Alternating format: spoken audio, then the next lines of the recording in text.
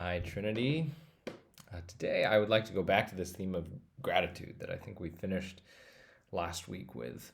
I just had the youth night with the students last night, and one of the verses that we looked at is from 1 Thessalonians 5.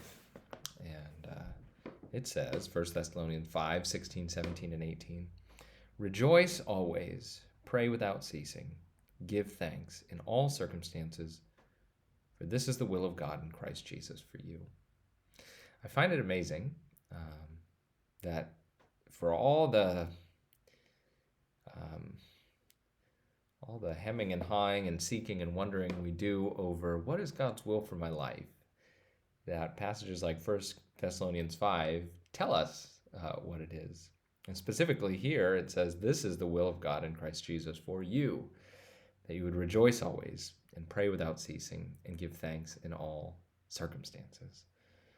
And so we were talking about gratitude last night. We were talking about giving thanks in all circumstances. And the students pointed out a passage from our book that I remember reading, but I hadn't fully appreciated. And it's one I want to pass on to you as well.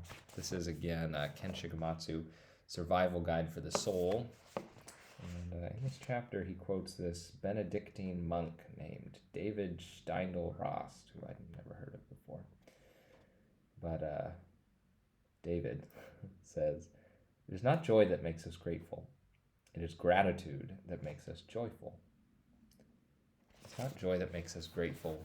It's gratitude that makes us joyful, which was part of why Shigematsu is arguing we should have regular practices of gratitude.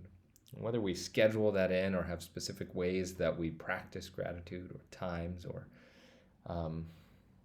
habits, whatever we do, kind of like we were talking about in Psalm 9 last week, we must, and not least of which, if we would be people of joy, it is time to give thanks in all circumstances.